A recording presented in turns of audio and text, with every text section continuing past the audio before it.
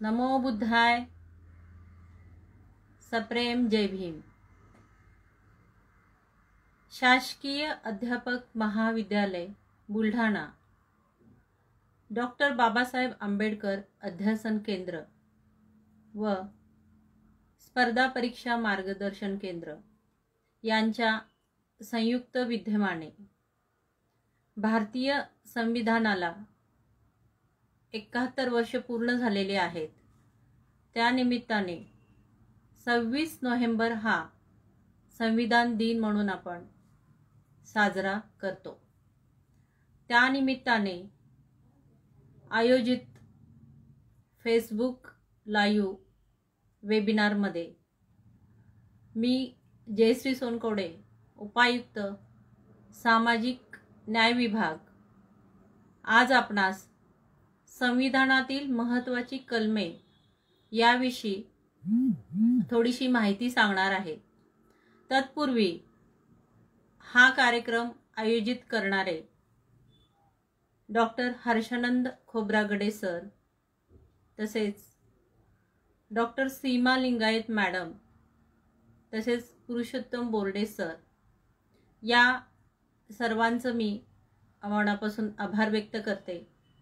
कारण त्यांनी परत एकदा मला आपल्याशी हितगुज करण्याची संधी उपलब्ध करून दिलेली आहे. कारण यापूर्वी राजमाता अहिल्याबाई होळकर यांच्याविषयीचा वेबिनार मी केलेला होता आणि तो अतिशय लोकप्रिय झालेला आहे. जवळपास 12,000 लोकांनी तो व्ह्यूज त्या व्हिडिओला मिळालेले होते. त्यामुळे परत एकदा मला माझे विचार व्यक्त करण्याची संधी दिल्याबद्दल मी सर्वांचे आणि या वेबिनारला मला ऐकणाऱ्या सर्व श्रोत्यांचे आभार व्यक्त करते. चला तर आता आपण पाहूयात भारतीय संविधानाविषयी माहिती. भारतीय संविधान म्हणजे काय? म्हणजेच याला आपण राज्यघटना असं म्हणतो. राज्यघटना म्हणजे काय? तर कायद्याचा कायदा. Constitution is a law of law. म्हणजे आपण जो कायदा केलेला आहे त्यावरती जो एक सर्वांना नियंत्रित ठेवणारा जो कायदा आहे तो म्हणजे भारतीय संविधान किंवा भारतीय राज्यघटना होय. तसेच constitution is a will of people असेही म्हणतात. कारण ही लोकांच्या इच्छेने निर्माण झालेली राज्यघटना आहे. आपण उद्देशिकेमध्ये जर पाहिलं असेल तर सर्वप्रथम डॉक्टर बाबासाहेब आंबेडकर यांनी आम्ही भारताचे लोक, आम्ही म्हणजे आम्ही सर्वजण, यामध्ये कुठलाही भेदभाव केलेला नाही. त्यामध्ये स्त्री पुरुष असा भेदभाव नाहीये, कुठला धर्माविषयीचा भेदभाव नाहीये, कुठल्या जातीविषयीचा भेदभाव नाहीये. हा जो आम्ही भारताचे लोक म्हणजे भारत हा 18 पगड जाती असलेला, अनेक धर्म असलेला, पंथ असलेला, विविध जाती धर्माचे अनेक लोक अनेक वर्षापासून या भारतीय संविधानाच्या झेंड्याखाली एकत्रपणे अतिशय गुण्यागोविंदाने नांदत आहेत. आणि सर्व धर्म समभाव, आपण सर्व धर्म समभाव पाळत असताना भारतीय संविधानाला आपण विशेष असा एक दर्जा दिलेला आहे. कारण आपला भारत देश हा जे चालतो किंवा भारतामध्ये ज्या काही घटना होतात, शासकीय असतील, प्रशासकीय असतील, राजनैतिक असतील, आर्थिक असतील, त्या सर्व घडामोडी ज्या आहेत त्या आपल्या भारतीय संविधानानुसार चालतात. खरं तर डॉक्टर बाबासाहेब आंबेडकर हे जेव्हा संविधान निर्मितीचं काम करत होते त्यावेळेस पहिली जी मीटिंग झाली ती 9 डिसेंबर 1946 ला झाली आणि भारतीय संविधान 26 जानेवारी 1950 रोजी आपण प्रजासत्ताक दिनी आपण त्याचा स्वीकार केलेला आहे. आणि हा स्वीकार करत असताना आणि ही राज्यघटना पूर्णपणे अंमलात येऊपर्यंत एकूण 11 अधिवेशनं झालेली आहेत. खरं तर याची आपण थोडीशी भारतीय संविधानाची आपण पार्श्वभूमी पाहूयात. यामध्ये जेव्हा भारतीय राज्यघटना लिहिण्याचं काम करायचं होतं त्यावेळेस सरदार वल्लभभाई पटेल आपण ज्यांना आपण लोहपुरुष म्हणतो, त्यांनी असं सांगितलं होतं की या संविधानच्या कामकाजामध्ये डॉक्टर बाबासाहेब आंबेडकर यांनी प्रवेश करू नये याचा संपूर्ण असा बंदोबस्त आम्ही करून ठेवलेला आहे. अशा पद्धतीचा विरोध त्यावेळेस डॉक्टर बाबासाहेब आंबेडकरांना झालेला होता.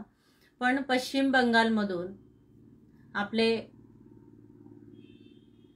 हे मंडेला जे आहेत तर त्यांनी बाबासाहेबांना तिथून निवडून आणलं आणि यामध्ये जे अनुसूचित जाती आणि जमातीतली जी काही प्रतिनिधी होती, जी निवडून आलेली लोकप्रतिनिधी होती, त्यांचं मतदान कशा पद्धतीने घेतलं आणि मतदान घेताना केवढा मोठा संघर्ष त्या ठिकाणी होता पश्चिम बंगालमध्ये, तर तो आपल्या सर्वांना ज्ञातच आहे. तर डॉक्टर बाबासाहेब आंबेडकर तिथून निवडून आले. निवडून आल्यानंतर पण काही कालावधीतच जेव्हा फाळणी झाली त्यावेळेस तो बंगाल प्रांतातला काही भाग हा म्हणजे ज्या भागातून डॉक्टर बाबासाहेब आंबेडकर हे निवडून आलेले होते तो भाग हा पाकिस्तानामध्ये गेला. त्यामुळे डॉक्टर बाबासाहेब आंबेडकरांनी सदस्यत्व पदाचा राजीनामा दिलेला होता. त्यानंतर मुंबईमधून जयकर यांच्या जागी डॉक्टर बाबासाहेब आंबेडकर यांना काँग्रेसने निवडून आणलं आणि डॉक्टर बाबासाहेब आंबेडकर हे संविधान सभेच्या सदस्यामध्ये गणले जाऊ लागले.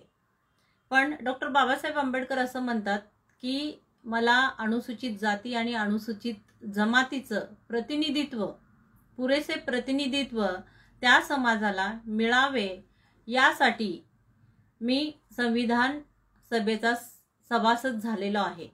पण ड्राफ्टिंग कमिटी जी आहे किंवा मसुदा समिती जी आहे त्याचे अध्यक्षपद डॉक्टर बाबासाहेब आंबेडकर यांना बहाल केल्यानंतर खरंच त्यांना आश्चर्याचा धक्का बसला आणि ते म्हणाले की मला वाटलं नव्हतं की माझ्यावरती एवढी मोठी पण जबाबदारी आपण सोपवाल. आणि निस्वार्थपणे डॉक्टर बाबासाहेब आंबेडकरांनी आपली भारतीय राज्यघटना लिहिण्याचं काम केलेलं आहे. आपण पाहत आहोत की आपल्या भारतीय राज्यघटनेमध्ये अगोदर 395 कलमे, 8 अनुसूची आणि 22 भाग होते. पण आता घटना दुरुस्तीचा कलम 368 नुसार अनेक घटना दुरुस्त्या आपल्या भारतीय संविधानामध्ये झालेल्या आहेत. पण किती घटना दुरुस्ती केल्या तरी भारतीय संविधानाचा किंवा राज्यघटनेचा मूळ गाभा आहे त्या मूळ गाभ्यामध्ये कुणाला सुद्धा हस्तक्षेप करता येणार नाही किंवा तो बदलता येणार नाही याची तजवीज डॉक्टर बाबासाहेब आंबेडकर यांनी भारतीय संविधानामध्ये करून ठेवलेली आहे. हा दूरदृष्टीपणा, हा दूरगामीपणा डॉक्टर बाबासाहेब आंबेडकरांनी राज्यघटना लिहितानाच त्यांच्या विचारामध्ये त्यांनी आणलेला होता. त्यामुळे कितीही घटना दुरुस्त्या करण्याचा प्रयत्न केला आणि झाल्या तरी सुद्धा जो संविधानाचा ढाचा आहे, जो मसुदा आहे, मूळ जो संविधान आहे त्या संविधानाला कोणीही बदलू शकत नाही असं डॉक्टर बाबासाहेब आंबेडकरांनी त्यामध्ये तरतुदी करून ठेवलेल्या आहेत. तर आता राज्यघटनेमध्ये घटना दुरुस्ती झाल्यानंतर त्याच्यामध्ये कलमांची संख्या वाढलेली आहे. त्याच्यामध्ये 470 आता कलम झालेले आहेत जवळपास.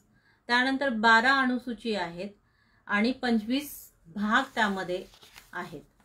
आता भारतीय राज्यघटना लिहित असताना किंवा मसुदा समितीचे डॉक्टर बाबासाहेब आंबेडकर हे अध्यक्ष होते त्यावेळेस बाबासाहेबांची तब्येत किती खराब होती.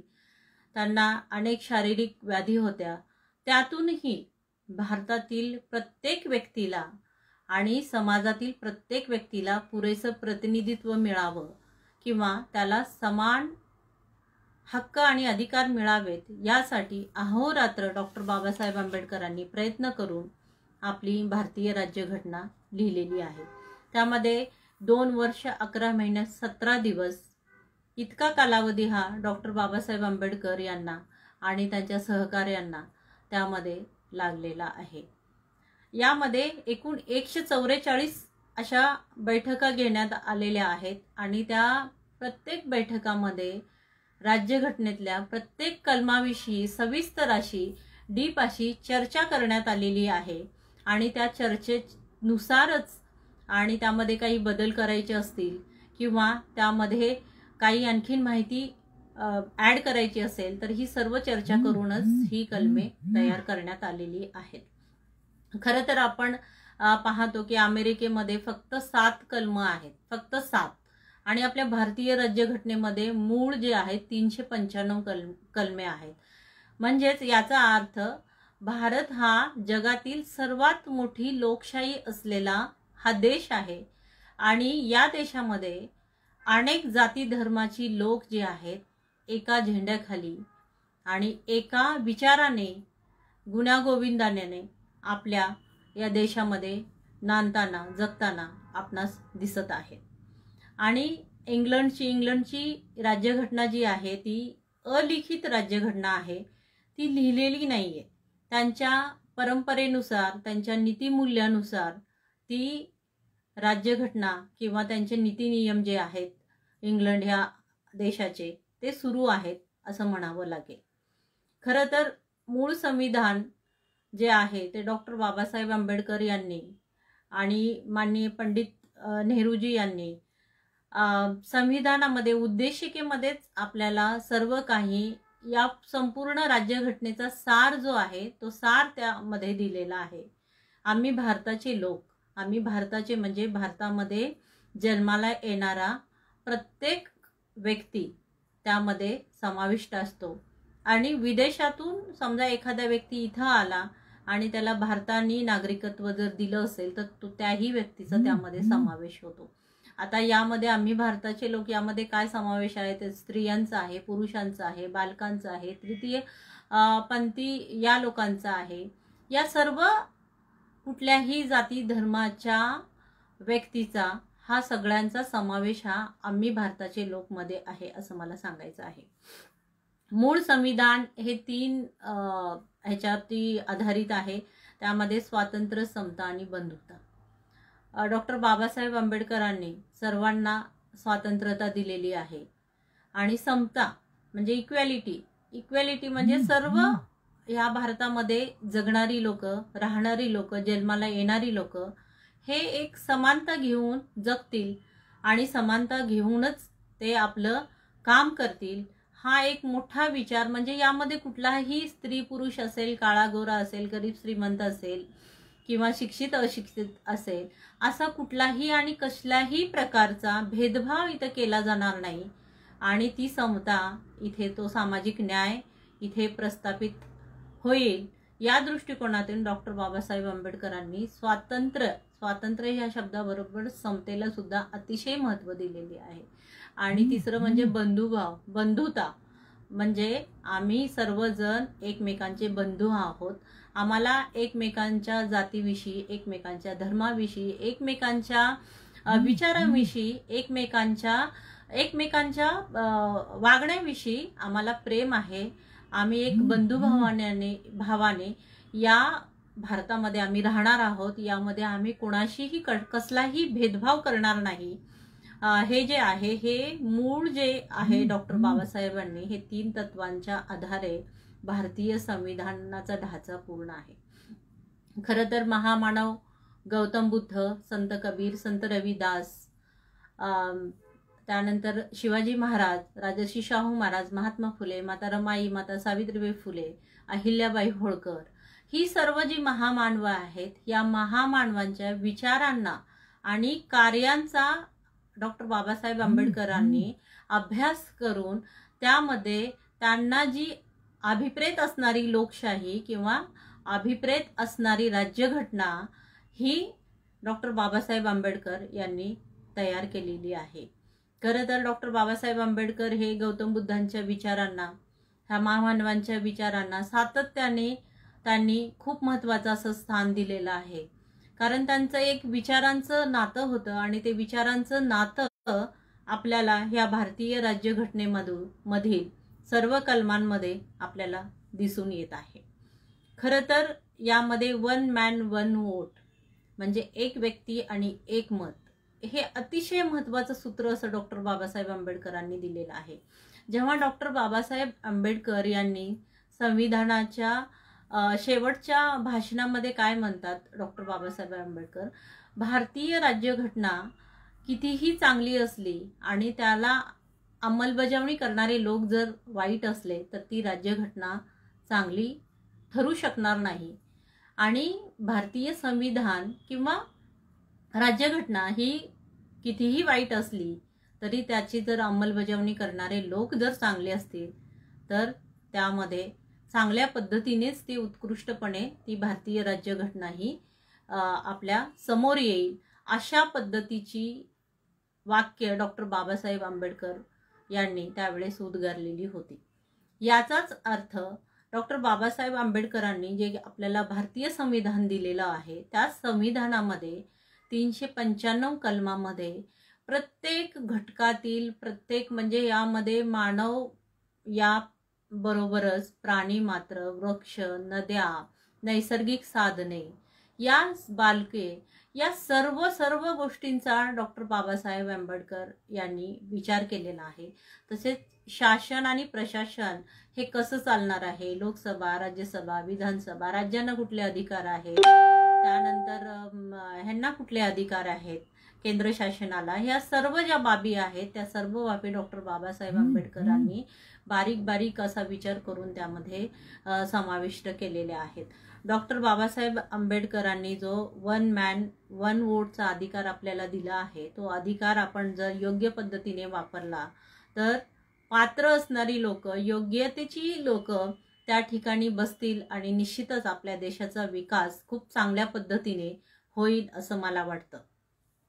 त्यानंतर डॉक्टर बाबासाहेब आंबेडकरांनी सुरुवातीलाच इंडिया अर्थात भारत हा राज्यांचा संघ आहे असं म्हटलेलं आहे. भारत म्हणजे भारत हे असं आपल्या देशाला नाव दिलेलं आहे आणि हे नाव बदलणार नाही, त्या नावामध्ये कोणीही बदल करणार नाही आणि इंडिया मीन्स भारत असं डॉक्टर बाबासाहेब आंबेडकरांनी भारतीय राज्यघटनेच्या सुरुवातीलाच नमूद केलेला आहे. आणि हा अनेक राज्यांचा हा संघ असेल असा हा आपला भारत देश आहे.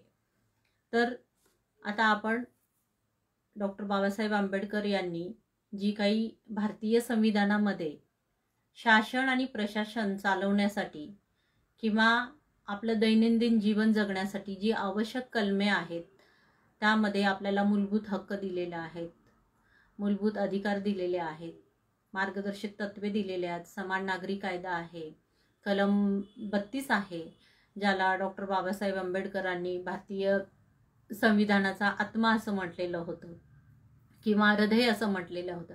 अशी अनेक महत्त्वाची जी कलमे आहेत त्याविषयी आपण आता थोडंसं जाणून घेण्याचा प्रयत्न करूया.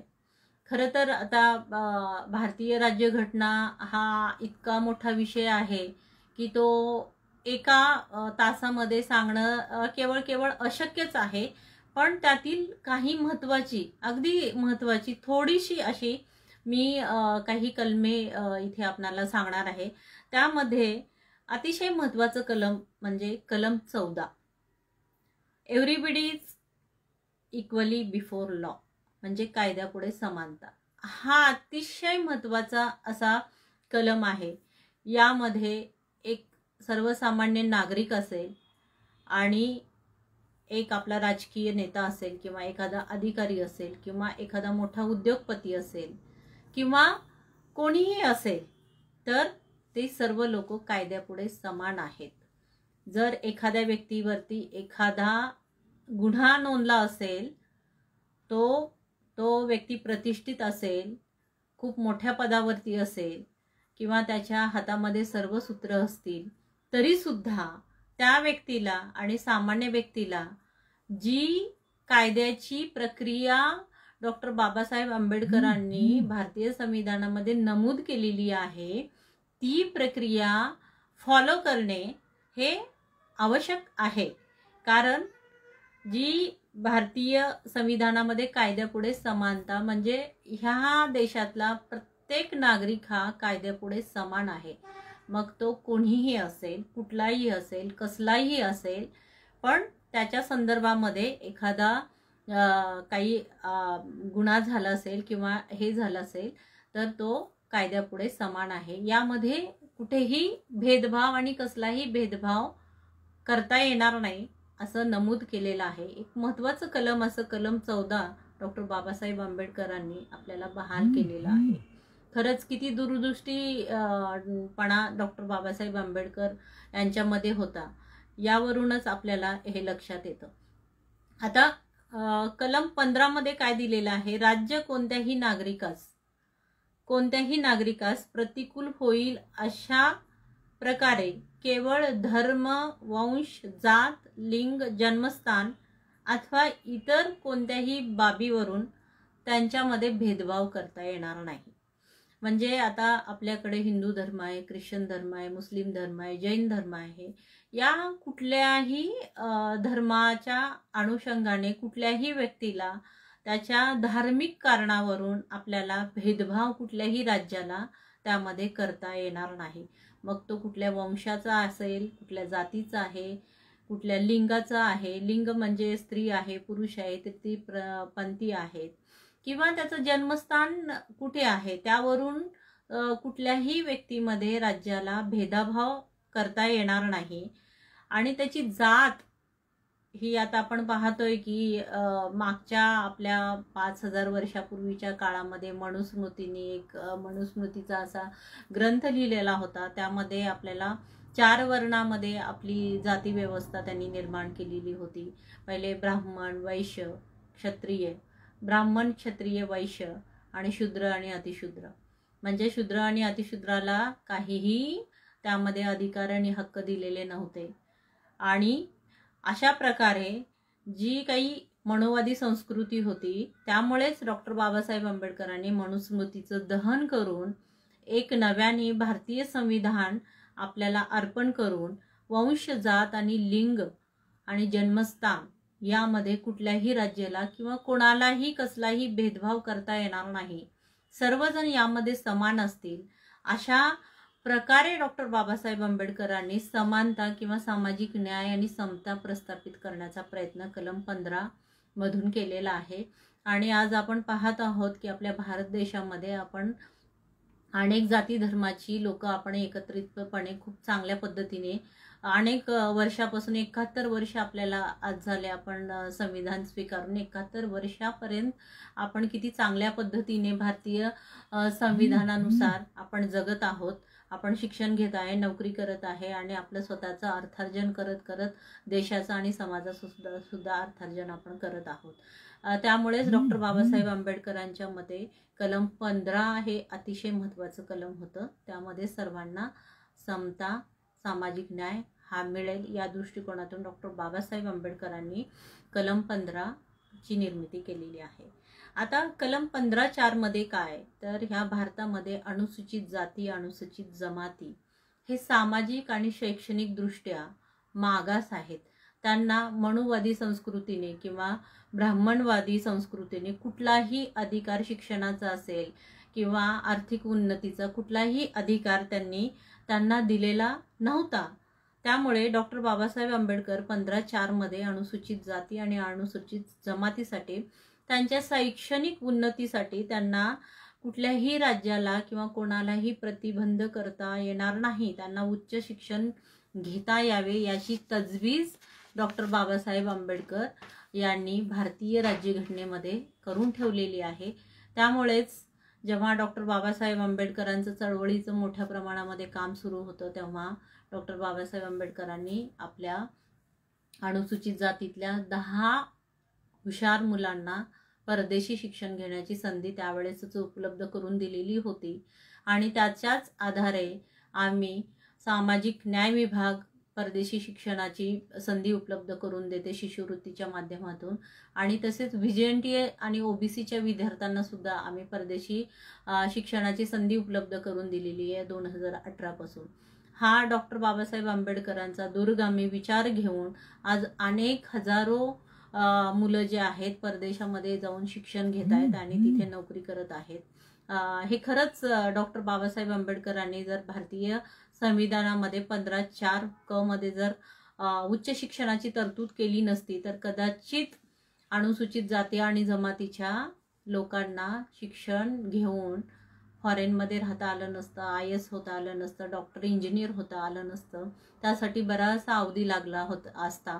पण डॉक्टर बाबासाहेब आंबेडकरांनी ही संधी आपल्याला दिली. खरंच त्यांचे अनंत असे उपकार या अनुसूचित जाती आणि जमाती मधील लोकांना, मुलांवरती आणि सर्व समाजावरती आहेत आणि त्याला कधीही आपण विसरता कामा नये असं मला वाटतं.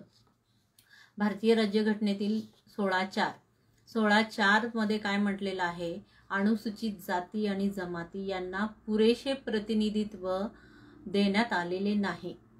पुरेसे प्रतिनिधित्व देण्यात आलेले नाही. त्यामुळे त्यांना प्रतिनिधित्व मिळावे यासाठी त्यांना नोकरीमध्ये आरक्षण मिळणे आवश्यक आहे. आणि अनुसूचित जाती आणि जमातीचे लोक हे भारतीय संविधानातील कलम 4 नुसार अनेक हजारो IAS आपल्याकडे अधिकारी झालेले आहेत. क्लास 1 आहेत, क्लास 2 आहेत, क्लास 3 आहेत, कर्मचारी आहेत आपले, डॉक्टर, इंजिनियर, पायलट, अनेक ठिकाणी मोठ्या मोठ्या पदावरती अनुसूचित जाती आणि जमातीतले लोक तिथे नोकऱ्या करताना आपल्याला दिसत आहेत. खरं तर 2004 मध्ये माननीय सुशील कुमार शिंदेजी जेव्हा मुख्यमंत्री होते त्यावेळेस अनुशेषचा त्यांनी बॅकलॉग काढला होता आणि त्या बॅकलॉगामध्येच माझ्यासारखे अधिकारी तिथे परीक्षा देऊन क्लास 1 अधिकारी झाले आणि महाराष्ट्रात प्रथम येण्याचा मान सुद्धा मिळवला. खरंच अशी भारतीय संविधानातली आदरणीय डॉक्टर बाबासाहेब आंबेडकर यांचे विचार आणि भारतीय संविधानातील जी कलम 16(4) मध्ये आपल्याला नोकरीची संधी दिलेली आहे, पण काही कारणास्तव बॅकलॉग हा भरला जात नाही. तो असे माननीय सुशील कुमारजी शिंदे साहेबांसारखे अधिकारी, मुख्यमंत्री तिथे येऊन आपल्याला ही संधी उपलब्ध करून देतात. त्यामुळे खरंच ह्या सगळ्या लोकांचे पण आभार आपण व्यक्त करायला पाहिजे असं मला वाटतं.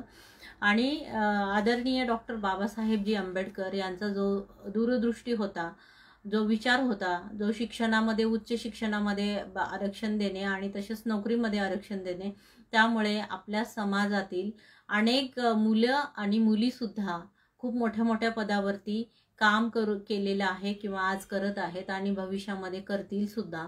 त्यामुळे यांचे उपकार आपल्याला विसरता कामा नये असं मला वाटतं.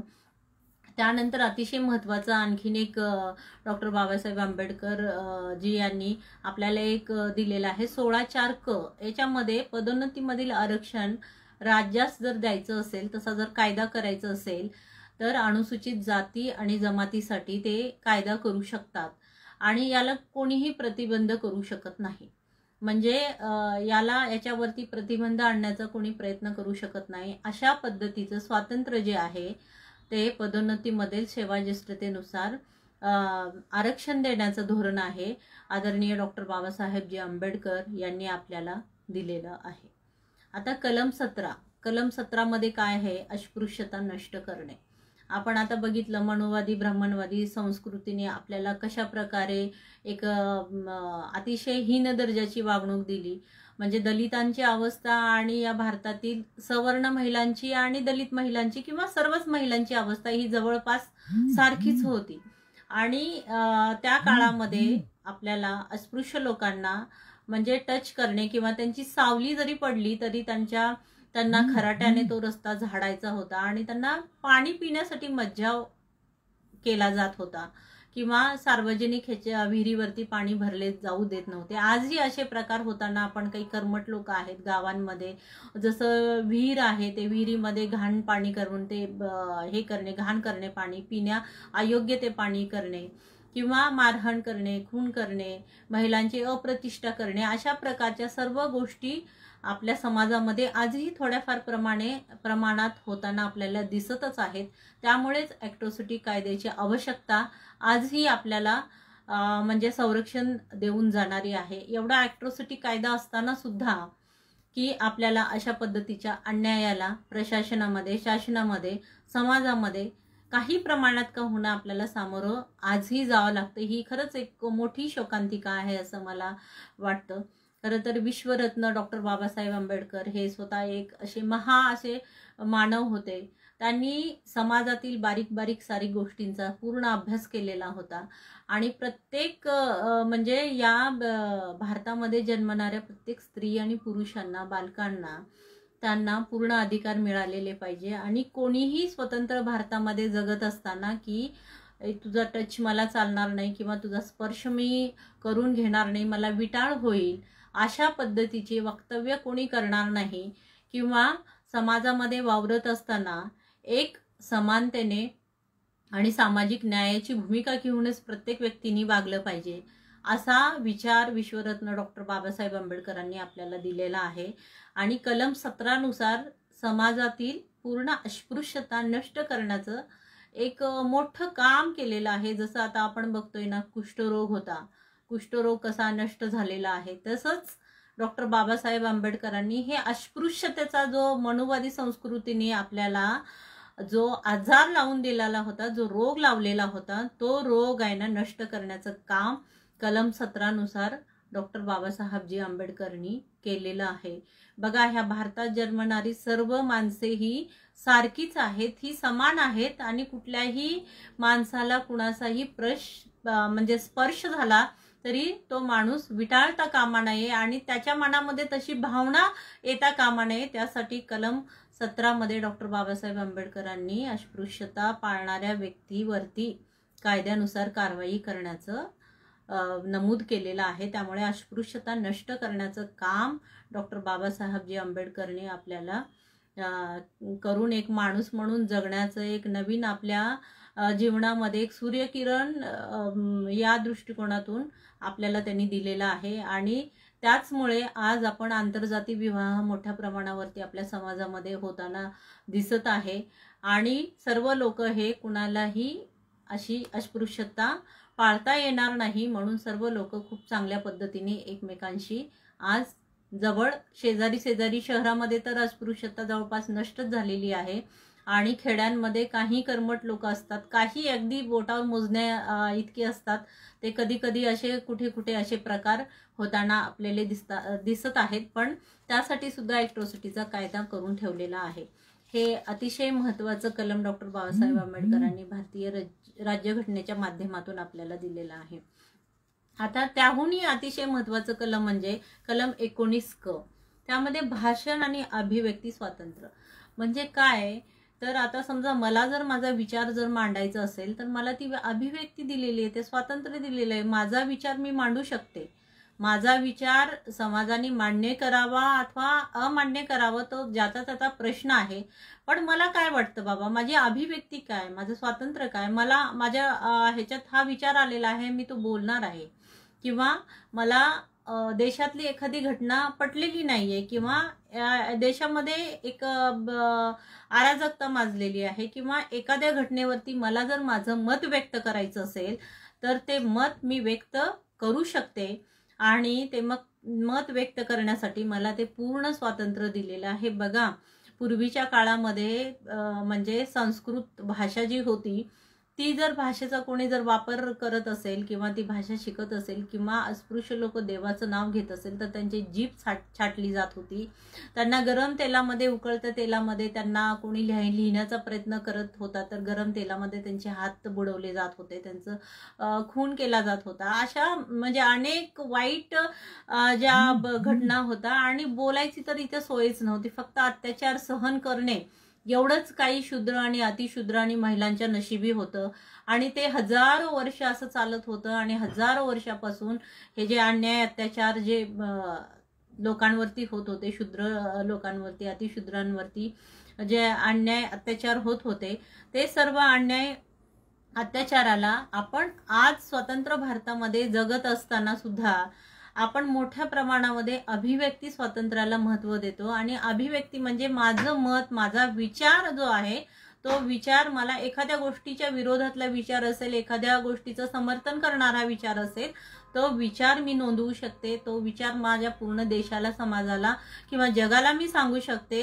हा एवढा मोठा कॉन्फिडन्स डॉक्टर बाबासाहेब आंबेडकरांनी आम्हाला दिलाय आणि त्यातल्या त्यात महिलांना दिलाय. महिलांना तो अधिकार मिळालेला आहे कारण आपण मनुवादी संस्कृतीनी स्त्रियांना पापाचं घर, नरकाचं द्वार अशा अनेक उपाध्या अशा लावलेल्या होत्या की आम्ही अतिशय हीन म्हणजे जनावरांपेक्षा पण जास्त वाईट पद्धतीने महिलांची स्थिती होती. पण भारतीय राज्यघटनेमुळे माझी आई शिकली, माझी आई मुख्याध्यापक म्हणून रिटायर झाली, माझी बहीण डॉक्टर आहे, मी अधिकारी आहे. माझ्यासारख्या अनेक महिला मोठ्या मोठ्या पदावरती IAS आहेत किंवा मोठ्या मोठ्या पदावरती सायंटिस्ट आहेत, पायलट आहेत, मिलिटरीमध्ये आहेत, एअरफोर्समध्ये आहेत, नेव्हीमध्ये आहेत, इंजिनियर आहेत. या सगळ्या ज्या पत्रकार आहेत, राजकारणामध्ये आहेत, या सर्व महिला आहे. ह्यांना बोलण्याचं स्वातंत्र्य जे दिलं ते बोलण्याचं स्वातंत्र्य डॉक्टर बाबासाहेब आंबेडकरांनी दिलेलं आहे. म्हणजे केवढे मोठे अनंत असे उपकार भारतातील समस्त समाजातील स्त्रियांवरती केलेले आहेत, समस्त स्त्रियांवरती. खरं तर भारतातली प्रत्येक स्त्रियांनी डॉक्टर बाबासाहेब आंबेडकरांच्या पायाशी लोटांगण घातलं पाहिजे. कारण डॉक्टर बाबासाहेब आंबेडकरांनी जे हिंदू कोड बिल संसदेमध्ये मांडलेलं होतं, ते हिंदू कोड बिल त्या सर्व समस्त महिलांसाठी होतं. एक खूप करोडोपती घरातील महिला असेल तिच्यासाठी ती तेच होतं, आणि मोलमजुरी करणारी महिला असेल तर तिच्यासाठी पण तोच हिंदू कोड बिलातला कायदा डॉक्टर बाबासाहेब आंबेडकर समानतेचा कायदा या देशामध्ये आणण्याचा प्रयत्न करणार होते. पण मनुवादी संस्कृतीतील काही स्त्रियांना हाताशी धरून मनुवाद्यांनी तो हिंदू कोड बिल त्यांनी संसदेमध्ये पास होऊ दिलं नाही. पण आपण आता पाहतोय की त्यातील अनेक वेगवेगळे 4 भागामध्ये कायदे करून ते आपल्याला आज स्त्रियांच्या बाजूने किती मोठे कायदे आहेत हे आपल्याला माहीतच आहे. आणि स्त्रियांना संरक्षण देणारे कायदे हे निर्माण झालेले आहेत. आणि हे सर्व श्रेय जे आहे ते फक्त आणि फक्त डॉक्टर बाबासाहेब आंबेडकर, आदरणीय डॉक्टर बाबासाहेब आंबेडकर यांनाच जाते. याची जाणीव समाजातील म्हणजे समस्त महिलांनी घ्यायची आहे. मग ती ब्राह्मण समाजातील असेल, गुजराती समाजातील असेल, मग ती मराठा समाजातील असेल किंवा अनुसूचित जातीतील असेल, जमातीतील असेल, कुठल्याही समाजातील ती महिला असेल, ही ज्या स्वतंत्रपणे अभिव्यक्ती तिचं व्यक्त करत असते, ते व्यक्त करण्याचं जे स्वातंत्र्य मिळालेलं आहे ते भारतीय राज्यघटनेतील कलम 19 क नुसार भाषण आणि अभिव्यक्ती स्वातंत्र्य डॉक्टर बाबासाहेब आंबेडकरांनी दिलेलं आहे. आणि त्यांचे अनंत असे उपकार या महिला जातीवरती आहेत. कारण हे जर अभिव्यक्ती स्वातंत्र्य महिलांना जर मिळालं नसतं तर खरंच आम्ही अजून पारतंत्र्यामध्ये असतो, किंवा आज मी तुमच्या पुढे येऊन अशा इतक्या बोल्ड पद्धतीने माझे विचार मी मांडू शकले नसते. त्यामुळे हे सर्व श्रेय आदरणीय विश्वरत्न डॉक्टर बाबासाहेब आंबेडकर यांनाच जातं, केवळ त्यांना आणि त्यांनाच जातं, असं माझं स्पष्ट मत आहे. आता कलम 19 डे मध्ये भारतामध्ये कुठेही राहण्याचा आपल्याला हक्क आहे. आता 370 कलमामध्ये दुरुस्ती झाल्यामुळे आपण काश्मीरमध्ये पण जाऊन राहू शकतो. भारतातल्या कुठल्याही गावामध्ये, कुठल्याही राज्यातल्या कानाकोपऱ्यामध्ये आपल्याला तिथे जाऊन राहण्याचा आणि उदरनिर्वाह करण्याचा संपूर्ण अधिकार डॉक्टर बाबासाहेब आंबेडकरांनी आपल्याला 19 मध्ये दिलेला आहे. ह्याच्यामध्ये कुठलाही भेदभाव, कसलाही भेदभाव कोणीही कोणावरतीही करणार नाही. कोणीही म्हणजे कुठल्याही मानव जातीवरती. मानव म्हणजे त्यामध्ये डॉक्टर बाबासाहेब आंबेडकरांनी स्त्री आणि पुरुष यांना एकत्र केलेलं आहे. एकत्र ते माणूस म्हणून संबोधलेलं आहे. विश्वरत्न डॉक्टर बाबासाहेब आंबेडकरांचा विचार जो आहे आज जगामध्ये सगळीकडे आपण तो विचार प्रसारित होताना आपल्याला पाहायला मिळत आहे. आणि हाच विचार घेऊन आम्ही महिला आज एक एक पाऊल आम्ही प्रगतीकडे वाटचाल करण्याकडे आम्ही टाकत आहोत आम्ही. आणि यामध्ये आपण बघितलं भारतातली पहिली महिला पंतप्रधान ज्या माननीय इंदिरा गांधीजी झाल्या, प्रतिभाताई पाटील आदरणीय ह्या राष्ट्रपती झाल्या. ह्या कशामुळे झाल्या तर हे भारतीय राज्यघटनेमध्ये महिलांना जे समानतेचा दर्जा दिलेला आहे, जे स्वातंत्र्य दिलेलं आहे, त्यामुळे त्या एवढ्या मोठ्या पदावरती जाऊन आपला देश त्या चालवू शकल्या, असं मला सांगायचं आहे. कलम 21 क ह्याच्यामध्ये काय दिलेलं आहे, 0 ते 6 वर्षापासून ते 14 वर्षापर्यंत मुलांना शिक्षण देणे. म्हणजे हे प्राथमिक शिक्षण आहे, ते सर्व मुलांना म्हणजे सर्व समाजातील जाती धर्मातील मुलांना हे शिक्षण मिळालं पाहिजे. आणि त्याची तजवीज जी आहे ती डॉक्टर बाबासाहेब आंबेडकरांनी आपल्या भारतीय राज्यघटनेमध्ये करून ठेवलेली आहे. आता ह्याच्यामध्ये स्कूल चले हम किंवा प्रौढ शिक्षण वगैरे असे जे काही साक्षरता संदर्भातली जे काही कार्यक्रम राबवले आहेत त्या ह्या अंतर्गत राबवलेले आहेत भारतीय राज्यघटनेच्या संविधानिक कलमानुसार। त्यानंतर मुलांना, कुठलाही मुलगा हा प्राथमिक शिक्षणापासून वंचित राहू नये, तो अशिक्षित राहू नये, त्याला त्याच्या हक्काचं शिक्षण मिळावं, या दृष्टिकोनातून डॉक्टर बाबासाहेब आंबेडकरांनी 0-6 पासून ते 14 वर्षापर्यंतच्या मुलांना शिक्षण देण्याची तजवीज यामध्ये करून ठेवलेली आहे। आता पुढचं कलम आपण बघणार आहोत, कलम 23(1). यामध्ये काय म्हटलेलं आहे की माणसांचा अपव्यापार आणि वेठबिगारीस मनाई। आता आपण पाहत आहोत की समाजातील महिला, मुली असतील, मुले असतील, बालकामगार आहेत, यांना कुठल्याही वेठबिगारीस आणता येणार नाही किंवा महिलांना जे आहे ते महिलांना दिसता येणार नाही। आपण आता बघत आहे ट्रॅफिकिंगच्या अधीनस्थ असणारे काही प्रकार आपल्याला होता। आजही महिलांना आपल्याला विकताना किंवा मुलींना, मुलांना विकताना आपण दिसत आहे। आणि बालकामगार म्हणून मुलांना वेठीस ठेवणे किंवा त्यांच्या आई वडिलांना वेठीस ठेवणे आणि एक वर्षभराचं कामकाज त्यांना बांधून देणे आणि वर्षभर त्या व्यक्तीने तेवढ्याच मजुरीमध्ये त्यांनी वर्षभर त्या संबंधित व्यक्ती सोबत ते काम करायचं आहे, असं वेठबिगारी करणे, मुलांना, महिलांना विकणे, यामध्ये असा व्यापार करणाऱ्यांना तिथे प्रतिबंध करण्यात येईल आणि त्यांना अशी वेठबिगारी करण्यास मनाई करण्यात येईल। अशा पद्धतीचं डॉक्टर बाबासाहेब आंबेडकरांनी कलम 23(1) मध्ये दिलेलं आहे। आता कलम 45 अनुसार काय दिलेलं आहे, राज्य बालकांचे वय 6 वर्ष होईपर्यंत संगोपन आणि शिक्षणाची तरतूद करेल। आता कलम 46 हा कलम 46 अतिशय महत्त्वाचे कलम आहे। यामध्ये काय म्हटलेलं आहे, सामाजिक न्याय विभागाची जी स्थापना झालेली आहे, ऐकायला येतंय का?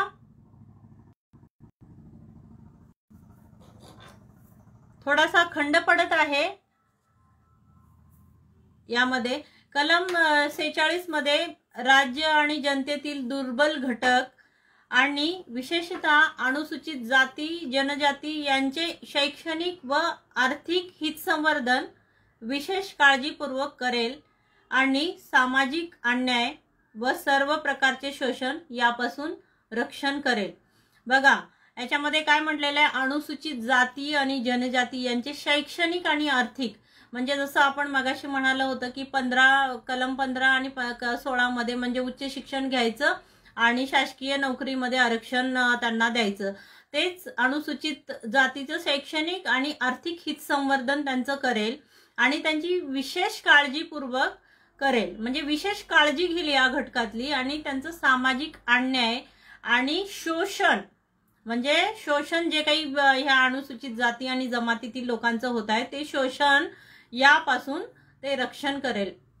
ह्या कलम 46 अंतर्गत 1932 साली डॉक्टर बाबासाहेब आंबेडकरांनी सामाजिक समाज कल्याण विभागाची स्थापना केलेली होती आणि आज कलम 46च्या अनुषंगाने आमचं सामाजिक न्याय विभागाचं हे कामकाज मोठ्या प्रमाणावरती चालताना आपल्याला दिसत आहे।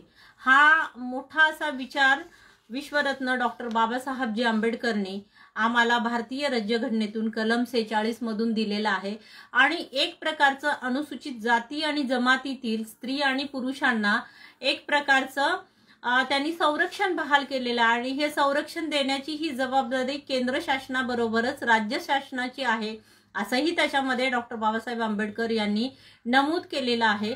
पण आपल्या असं लक्षात येत आहे की आजची जी परिस्थिती आपण पाहत आहोत, आजच्या परिस्थितीमध्ये अन्याय, अत्याचारी छुपी जातीयता ही प्रशासनामध्ये दिसते, राजकारणामध्ये दिसते, समाजामध्ये दिसते आणि या छुप्या जाती व्यवस्थेला खतपाणी घालणारी लोक काही आहेत आणि त्यांचा वेळीच जर बंदोबस्त केला नाही तर पुढे काही समाजातील लोकांना परत काही गुलामगिरीच्या खाईमध्ये आम्ही जाऊ की काय अशी भीती वाटत आहे। आणि ही भीती जी आहे ही भीती नष्ट करण्यासाठी अशा पद्धतीने डॉक्टर बाबासाहेब आंबेडकरांनी कलम 46 देऊन आपल्याला संरक्षण दिलेलं आहे। कलम 340 आपल्याला सर्वांनाच माहिती आहे। कलम 340 नुसार की जेव्हा ओबीसीची जनगणना करायची होती त्यावेळेस आदरणीय पंडित नेहरू जी म्हणाले, बाबा साहब जी ये ओबीसी क्या होता है, कौन है ये ओबीसी लोग।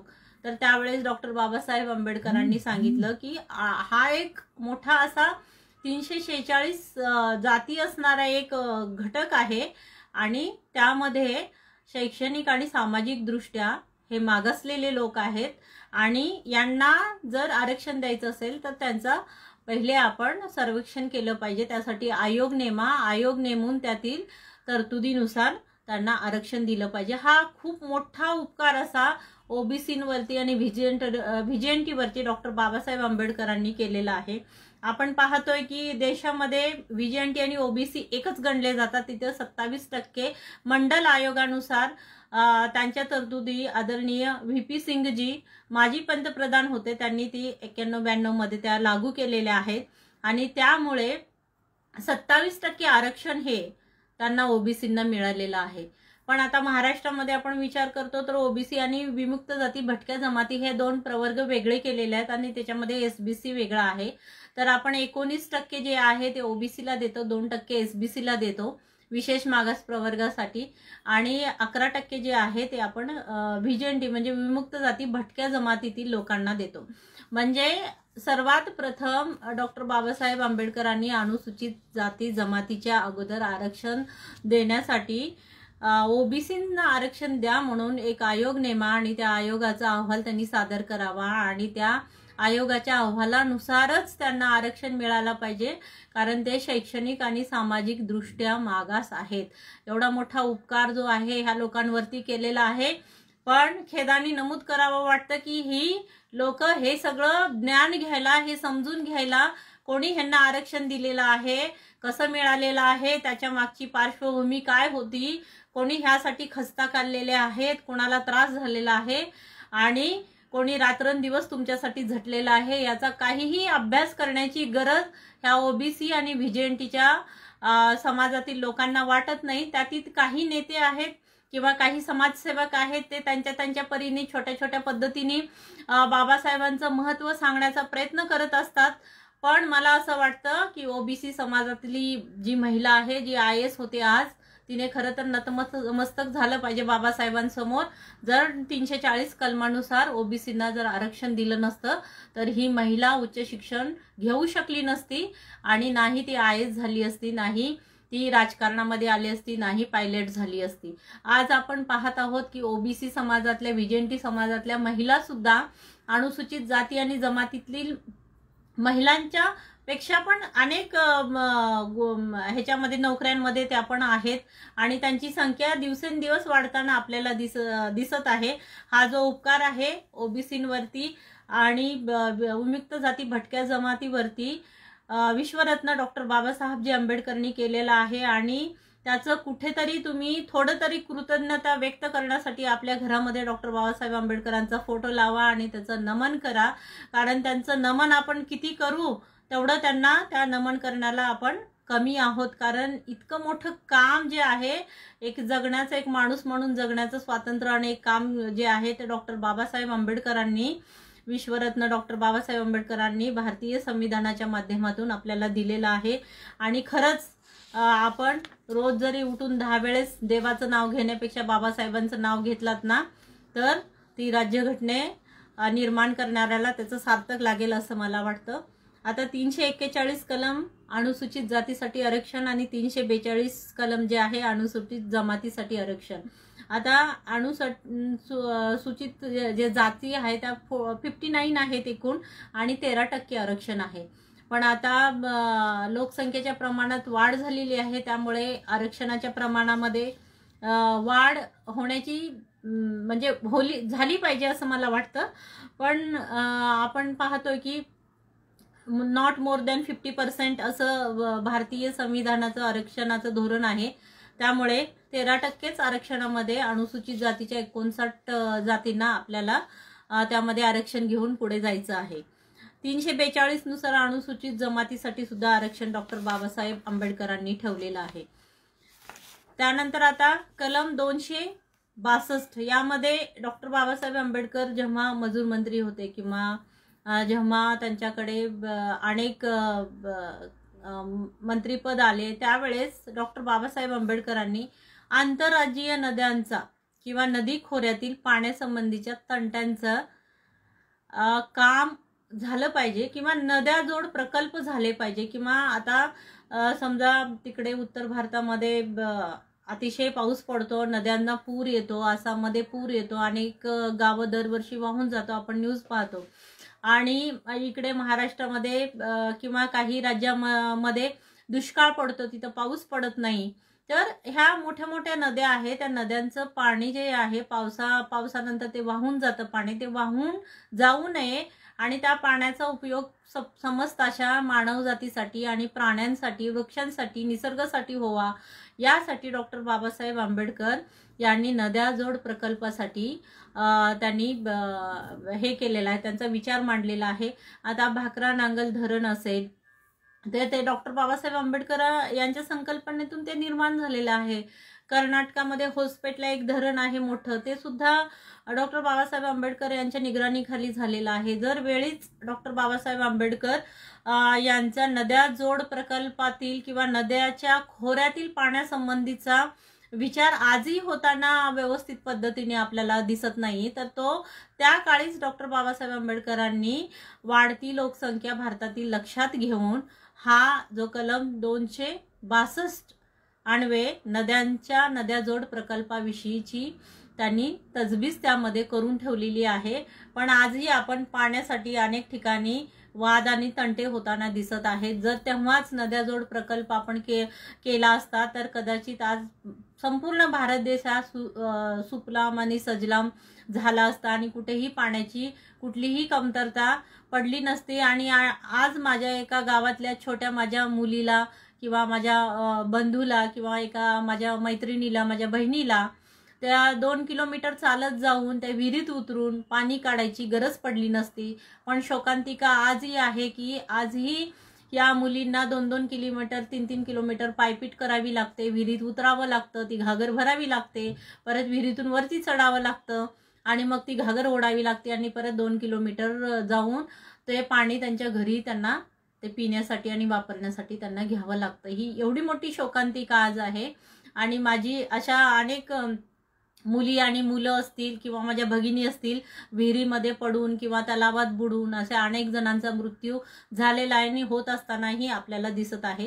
तर हे अतिशय महत्त्वाचं कलम डॉक्टर बाबासाहेब आंबेडकरांनी आपल्याला दिलेलं आहे। 262 कलम नद्याजोड प्रकल्पाविषयी माहिती देणारं कलम आहे। आता आपण काही महत्त्वाची कलमं पाहिलेली आहेत, त्यामध्ये आता मूलभूत आपलं कर्तव्य काय आहे बाबा, मूलभूत कर्तव्य 51 क मध्ये डॉक्टर बाबासाहेब आंबेडकरांनी आपल्याला 11 कर्तव्य दिलेत। जसं आपण आता अभिव्यक्ती स्वातंत्र्य आपल्याला मिळालं, मूलभूत हक्क मिळाले, आपल्याला जगण्याचा हक्क मिळाला, शिक्षण मिळालं, आरक्षण मिळालं, सगळ्या गोष्टी आपल्याला मिळाल्या, एक माणूस म्हणून आपण जगतोय, जातीभेद नष्ट झाला, अस्पृश्यता नष्ट झाली, पण आपलं काही देशाप्रती कर्तव्य आहे की नाही? प्रत्येक भारतातील राहणाऱ्या व्यक्तीचं हे आपले व्यक्ती म्हणजे स्त्री आणि पुरुष, याच्यामध्ये व्यक्ती म्हणजे पुरुष नव्हे। आपल्यामध्ये आजही महिलांना एक माणूस म्हणून बघण्याची जी प्रक्रिया आहे ती पण आज पितृसत्ताक पद्धतीमध्ये महिलांकडे महिलाच म्हणून बघितलं जातं, त्यांच्याकडे एक माणूस म्हणून बघण्याची जी प्रक्रिया वैचारिक प्रक्रिया आहे ती आजही आपल्याला खूप मोठ्या मोठ्या लोकांमध्ये पण ती दिसत नाहीये। आम्ही प्रशासनमध्ये पण काम करताना बाई बाई असा शब्दाचा वापर केला जातो। त्यानंतर राजकारणामध्ये पण मोठ्या मोठ्या पदावरती असणाऱ्या महिलांवरती सुद्धा अनेक प्रकारे अशा पद्धतीचे बाई म्हणून असा तर त्यांना माणूस म्हणून तुम्ही बघा। आणि ह्या व्यक्तीसाठी म्हणजे स्त्री आणि पुरुष भारतात राहणाऱ्या यांच्यासाठी मूलभूत कर्तव्य भारतीय राज्यघटनेतील कलम 51 क नुसार डॉक्टर बाबासाहेबजी विश्वरत्न यांनी आपल्याला दिलेले आहेत। तर पहिलं सर्वात पहिलं कर्तव्य आपलं काय आहे आणि ही सर्व कर्तव्य आपल्याला पाळायची आहेत आणि कंपल्सरी पाळायची आहेत। पहिलं कर्तव्य काय? राष्ट्रध्वजाचा आणि राष्ट्रगीताचा आदर करणे। आपल्याला रवींद्रनाथजी टागोर यांनी जनगण मन हे आपल्याला राष्ट्रगीत दिलेलं आहे आणि ते खूप मोठं आहे. आपल्याला फक्त एक स्टांजाच आपण जनगण मन असं म्हणत असतो, पण ते खूप मोठं राष्ट्रगीत जे आहे, मोठं राष्ट्रगीत डॉक्टर बाबासाहेब आंबेडकरांनी आपल्याला दिलेलं आहे. आणि राष्ट्रगीताचा आदर करायचा आहे आपल्याला तर. आणि राष्ट्रध्वज, आता राष्ट्रध्वजामध्ये वरी केशरी, मध्ये पांढरा, खाली हिरवा रंग आणि मध्ये अशोक चक्र. अशोक चक्र कुठून घेतलेलं आहे? हे अशोकांच्या काळातलं स्वतःचं अशोक चक्र घेतलेलं आहे आणि त्याच्यामध्ये 24 आरे आहेत, म्हणजे पोक्स आहेत, 24 आहेत. आणि ते दिमाखामध्ये आपलं जे भारतीय राष्ट्रध्वज आहे तर असं आपल्याला फडफडताना दिसतं आणि त्यामध्ये निळा असा बाबासाहेबांचा आवडीचा रंग, तो निळा रंग जो आहे तो अशोक चक्र त्यामध्ये आपल्याला दिसून येत आहे. असा उत्कृष्ट असा राष्ट्रध्वज आहे आणि त्या राष्ट्रध्वजाचा आपल्याला मान सन्मान करायचा आहे. कुठल्याही परिस्थितीमध्ये भारतातली नागरिकाला त्याचा अवमान करण्याचा अधिकार नाही आणि तसा केला तर तो कायद्यानुसार गुन्हा ठरून त्या व्यक्तीच्या विरोधामध्ये आपण त्याला शिक्षा करू शकतो. अशा प्रकारचं मूलभूत कर्तव्य जे आहे ते मूलभूत कर्तव्य त्यामध्ये राष्ट्रध्वजाचा आणि राष्ट्रगीताचा आदर करणे आणि हा आपण केलाच पाहिजे. अशा पद्धतीचं राष्ट्रप्रेम. डॉक्टर बाबासाहेबांनी काय म्हटलं होतं? I am firstly Indian and lastly Indian. जेव्हा हिंदू कोड बिलाचा हे सुरू होतं संसदेमध्ये त्यावेळेस डॉक्टर बाबासाहेब आंबेडकरांना किती विरोध केला ह्या लोकांनी. संविधान सभेमध्ये सदस्यत्व म्हणून मिळण्यासाठी डॉक्टर बाबासाहेब आंबेडकरांना किती त्रास झाला, या सगळ्या गोष्टी आपल्याला माहीतच आहे. तरी सुद्धा डॉक्टर बाबासाहेब आंबेडकरांचं हे विश्वरत्न डॉक्टर बाबासाहेब आंबेडकरांचं कलम 51 क मध्ये राष्ट्रप्रेम दिसून येते. मला असं वाटतं की खरंच इतकं प्रेम होतं डॉक्टर बाबासाहेबांचं आपल्या देशावरती, त्यामुळेच त्यांनी राष्ट्रध्वजाचा आणि राष्ट्रगीताचा आदर करावा अशा पद्धतीचं आपल्याला एक आपलं मूलभूत कर्तव्य बजावण्याची त्यांनी ताकीद दिलेली आहे. आता नंबर 2 ला काय आहे? राष्ट्रीय स्वातंत्र्यास लढ्यास स्फूर्ती मिळाली त्या उदात्त आदर्शाची जोपासना करून त्याचे अनुसरण करणे. म्हणजे राष्ट्रीय लढे जे होत असतात त्यामध्ये आदर्श लढ्याला स्फूर्ती मिळावी आणि त्याची जोपासना आणि त्याचं अनुकरण करण्याचं काम सुद्धा डॉक्टर बाबासाहेब आंबेडकरांनी आपल्याला करायला सांगितलेलं आहे. आणि हे भारतातील प्रत्येक नागरिकाचं कर्तव्य आहे की त्यांनी ह्या मूलभूत कर्तव्यांचं पालन केलं पाहिजे. आता तिसरा महत्त्वाचं काय आहे? भारताची सार्वभौमता, एकता, एकात्मता उन्नत ठेवणे, संरक्षण करणे. हा अतिशय सगळ्यात म्हणजे महत्त्वाचा विषय आहे की भारताची सार्वभौम, आम्ही भारताचे लोक सार्वभौम. सार्वभौमत्व म्हणजे सर्व लोकांनी एकत्र येऊन भारत देशाची रक्षा करायची आहे. ह्यातली एकता आणि एकात्मता कुठेही खंड पडता कामा नये, कुठेही त्याच्यामध्ये पार्टिशन होता कामा नये. आम्ही सर्वजण एकच आहोत हा नारा प्रत्येक भारतीय नागरिकांनी आपल्या मनाशी, आपल्या बुद्धीशी, आपल्या विचारांशी तो लावला पाहिजे असं डॉक्टर बाबासाहेब आंबेडकरांनी सांगितलेलं आहे. आणि हाच विचार आपण आपल्या घरातून, आपल्या समाजातून, आपल्या देशातून, आपल्या पिढ्यांना तो दिला पाहिजे. आणि त्याचं एकात्मता उन्नत ठेवणे आणि त्याचं संरक्षण करणे ह्याची जबाबदारी भारतातील प्रत्येक नागरिकाची आहे. आणि हे नागरिकांनी त्यांचं कर्तव्य हे पालन केलं पाहिजे असे डॉक्टर बाबासाहेब आंबेडकर आपल्याला सांगतात. नंबर 4, बंधुभाव वाढीला लावणे. स्त्रियांच्या प्रतिष्ठेला उणेपणा आणणाऱ्या प्रथेचा त्याग करणे. बघा, स्त्रियांविषयी मी मगाशी सांगितले विश्वरत्न डॉक्टर बाबासाहेबजी आंबेडकरने जे काही भारतीय संविधानातून किंवा त्याच्यापूर्वी मनुस्मृतीचं दहन करणे किंवा महिलांविषयी हिंदू कोड बिल संसदेमध्ये सादर करणे की त्यांना प्रत्येक समाजातील महिलेविषयी इतका आदर आणि इतकी अशी त्यांच्या मनामध्ये एक अशी चांगली भावना होती की डॉक्टर बाबासाहेब आंबेडकरांनी प्रत्येक समाजातील आपल्या स्त्रियांचा त्यांना प्रतिष्ठा मिळवण्यासाठी त्यांनी डॉक्टर बाबासाहेब आंबेडकरांनी विचार केलेला आहे. आता मागच्या काळामध्ये काय होतं? सतीची चाल होती ती बंद झाली. त्यानंतर विधवा पुनर्विवाह, महात्मा फुले, सावित्रीबाई फुले यांनी आपल्याला शाळा काढली, मुलींना शिक्षण दिलं. त्याच्यानंतर विधवा पुनर्विवाह त्यांनी केले, त्याच्यानंतर ज्या काही स्त्रिया म्हणजे त्यांच्यावरती अन्याय अत्याचार होत होते त्यांच्या बालकांसाठी गृह काढले आणि स्त्रियांच्या प्रतिष्ठेला किंवा त्यांच्या मान सन्मानाला किंवा त्यांच्या विचाराला आणि त्यांच्या स्वाभिमानाला कुठेही ठेच पोचता कामा नये आणि अशा म्हणजे कर्मठ ज्या प्रथा आहेत त्या प्रथा नष्ट करण्याचा प्रयत्न भारतीय राज्यघटनेतून केलेला आहे। आता आज पण बघतोय आपण की देवदासी आहेत, ती देवदासी आता 71 वर्ष झाले तरी देवदासी चालूच आहे। आता ह्या जगामध्ये देवच नाही, देव हे मानवाने निर्माण केलेला आहे, तर देवदासी ह्या कशा काय असणार आहेत, त्या देवदासी असू नये यासाठी आपण सर्वांनी प्रयत्न केले पाहिजे। कारण या जगामध्ये देव हा मानव निर्मित आहे आणि काही लोकांनी त्यांच्या स्वार्थासाठी देवाची निर्मिती केलेली आहे आणि हे सर्व जगातल्या महान लोकांनी सांगितलेलं आहे। प्लूटोनी सांगितलेलं आहे, अरिस्टॉटलनी सांगितलेलं आहे, डॉक्टर बाबासाहेब आंबेडकरांनी सांगितलेलं आहे, राजे शिवाजी महाराजांच्या काळामध्ये आपण सगळी समता बघितलेली आहे, महिलांना प्रतिष्ठा बघितलेला आहे, मान सन्मान बघितलेला आहे। संत रोहिदास, संत कबीर यांनी हाच विचार दिलेला आहे आणि गौतम बुद्धांनी तर हा मानवी कल्याणाचा, मानवी विकासाचा आणि मानव जातीचा समस्त कल्याण करणारा विचार गौतम बुद्धांनी दिलेला आहे आणि तो त्या सर्व महामानवांच्या विचारांचा सार जो आहे तो सार आपल्याला भारतीय राज्यघटनेमध्ये दिसतो।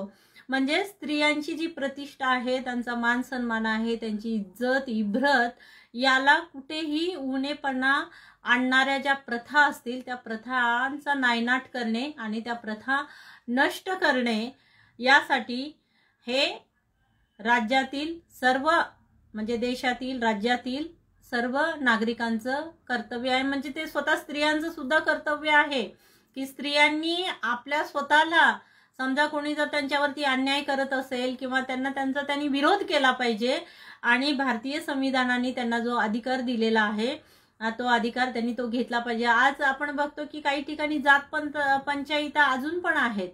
म्हणजे हे काय चाललेलं आहे, भारतामध्ये भारतीय राज्यघटना सर्व नागरिकास लागू केली, 71 वर्ष झाले तरी काही समाजाचे लोक म्हणतात आमची जात पंचायत आहे आणि ते जात पंचायतीमध्ये कुठल्या आरोपीला म्हणजे स्त्री असेल पुरुष असेल त्यांना काय शिक्षा करायची ते आम्ही ठरवू।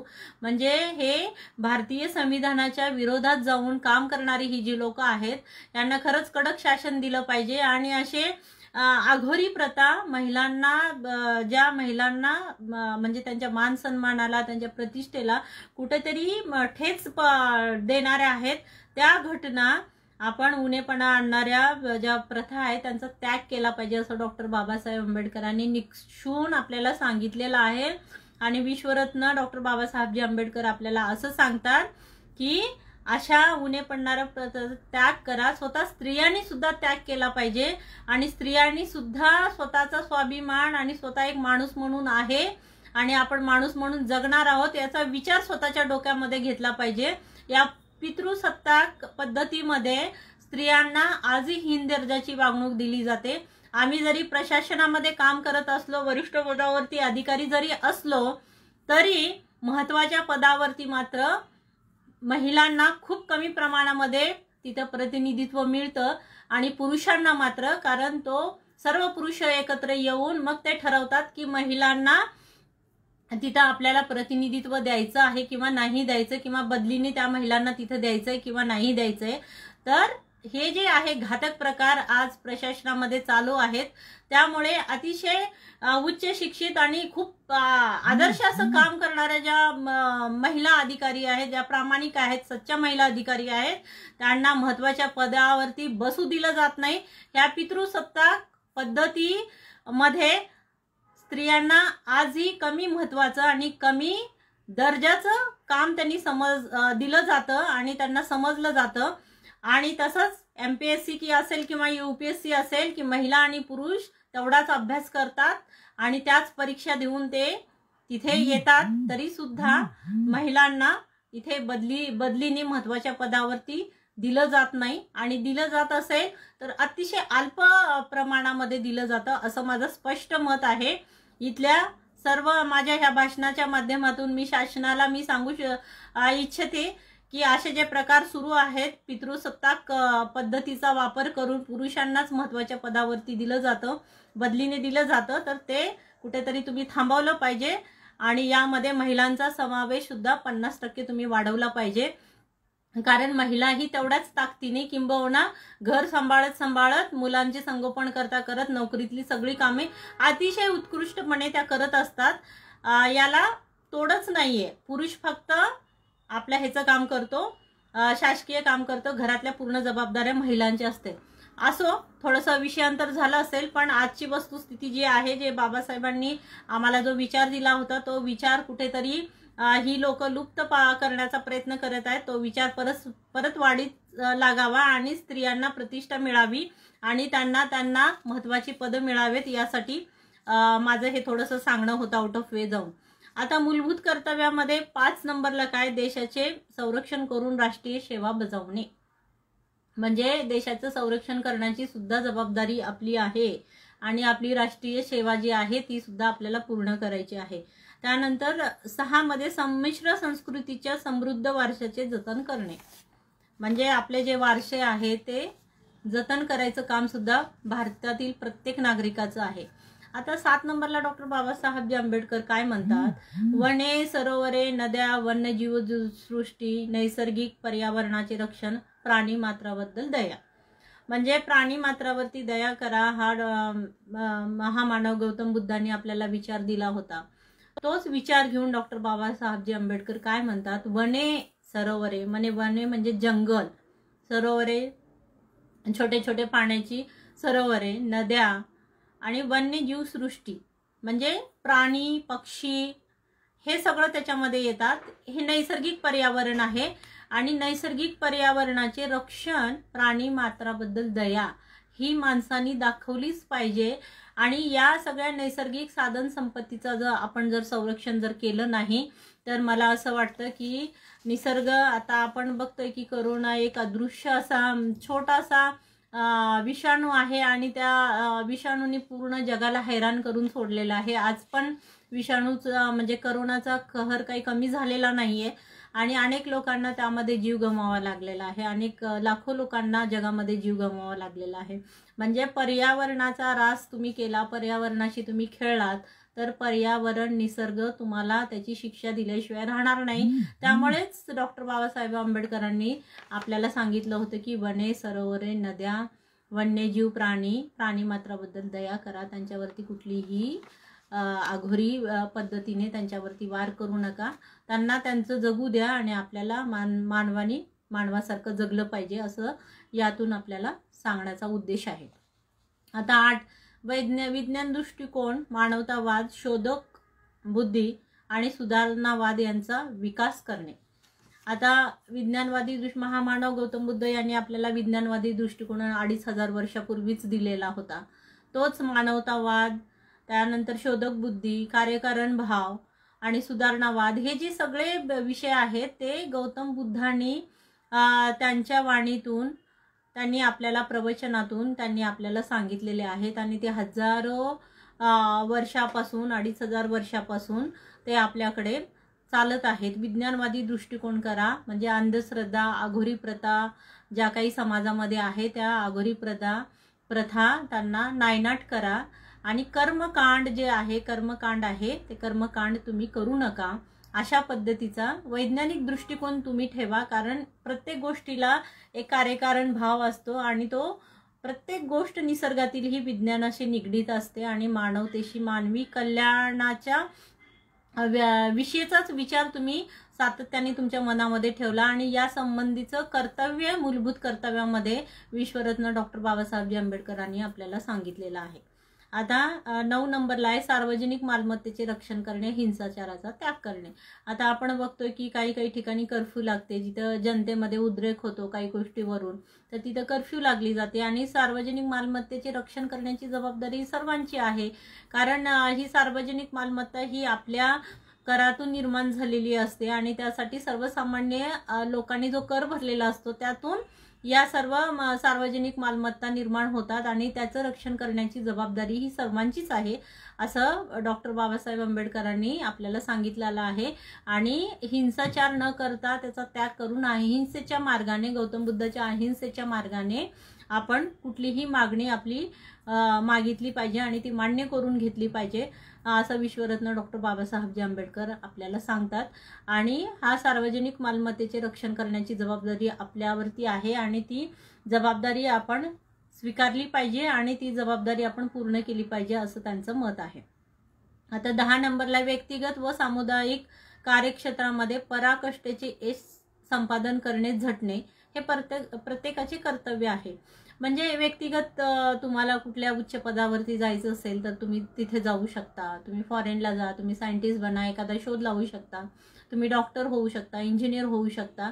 आणि सामुदायिक आणि वैयक्तिक पराकाष्ठेचे यश आपल्याला संपादन करायचं असेल तर त्यासाठी आपण स्वतःच कष्ट करा आणि हे आपलं कर्तव्य। आपण जेवढं आपण शिक्षण घेऊ, जेवढे आपण उच्च शिक्षित होऊ तेवढं आपल्याला खूप चांगलं आर्थिक पगाराच्या नोकऱ्या मिळतील आणि आपण किंवा बिझनेस करा, काहीही करा, पण त्याच्यामध्ये तुम्ही तुमची वैयक्तिक पराकाष्ठा तुम्ही पूर्ण करा। त्यामुळे त्याच्यासाठी आणि ते यश संपादन करण्यासाठी तुम्ही प्रयत्न करा। आणि हे प्रत्येकाचं ज्याचं त्याचं वैयक्तिक कर्तव्य आहे असं सामुदायिक कर्तव्य आहे असे डॉक्टर बाबासाहेब आंबेडकर आपल्याला सांगतात। नंबर 11, पाल्याने अपत्यास 6 वर्ष ते 14 वर्ष शिक्षणाची संधी उपलब्ध करून देणे हा अतिशय महत्त्वाचा आहे। या भारत देशातील कोणत्याही समाजातील स्त्री आणि पुरुष यांना जी विवाह केल्यानंतर अपत्य निर्माण होतात, जी जन्माला येतात, ती अपत्य 6 वर्ष ते 14 वर्षापर्यंत त्यांच्या शिक्षणाची तजवीज करणे, त्यांना शिक्षण देणे आणि एक त्यांना चांगलं संस्कार देणे, चांगला व्यक्ती समाजामध्ये ते कसे घडतील यासाठी प्रयत्न करणे हे प्रत्येक पालकांचं कर्तव्य आहे। आणि हे प्रत्येक पालकांनी आपलं कर्तव्य जे आहे ते चांगल्या पद्धतीने केलं पाहिजे असं डॉक्टर बाबासाहेब आंबेडकर आपल्याला सांगतात। आता हे झाले मूलभूत कर्तव्य। 51 क मध्ये एकूण 11 मूलभूत कर्तव्य दिलेले आहेत आणि विस्तृत अशी माहिती मी आपणास याविषयी दिलेली आहे।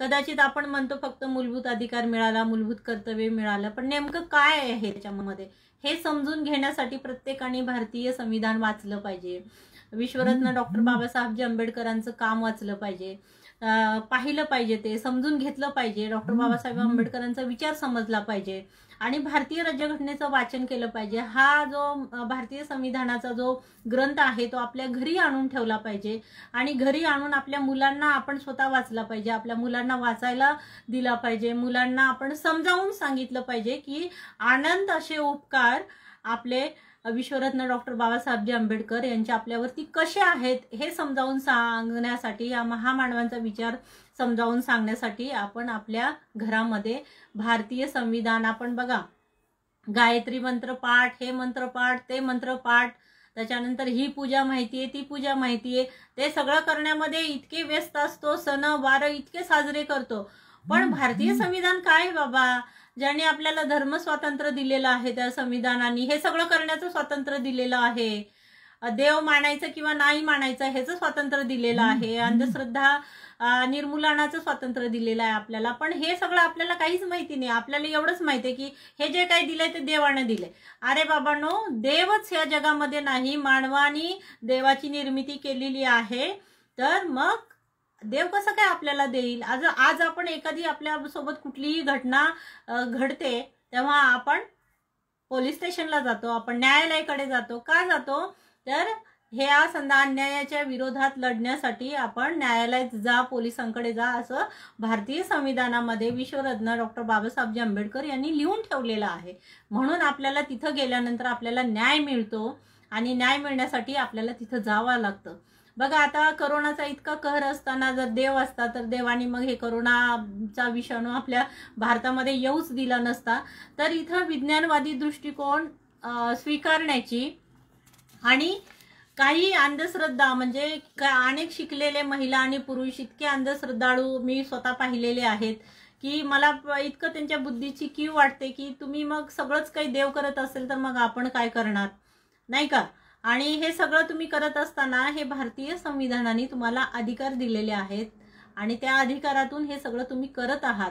आपल्या भारतामध्ये कुठलीही घटना, समजा कायद्याचं राज्य आहे, संसद आहे, त्याच्यानंतर सन्माननीय न्यायालय आहेत, हे सगळं ह्यांनी काय काम करावं, कसं चालवावं, शासनाने काय करावं, प्रशासनाने काय करावं, समाजाने काय करावं, हे सगळं जे आहे ते लिहून ठेवलेलं आहे संविधानामध्ये. आणि त्याचं आपण पालन केलं पाहिजे. पण आपण त्याचं पालन न करता आपण दुसऱ्याच गोष्टीकडे आपण लक्ष देतो.